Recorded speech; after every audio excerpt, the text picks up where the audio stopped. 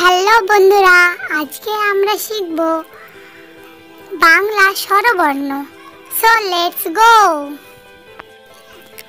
অ আ এ অজগর। আ আ এ আম। রসই রসইতে ইঁদুর। দীর্ঘই দীর্ঘইতে ঈগল।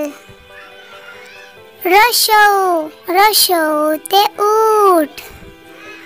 দীর্ঘ দীর্ঘতে উষা।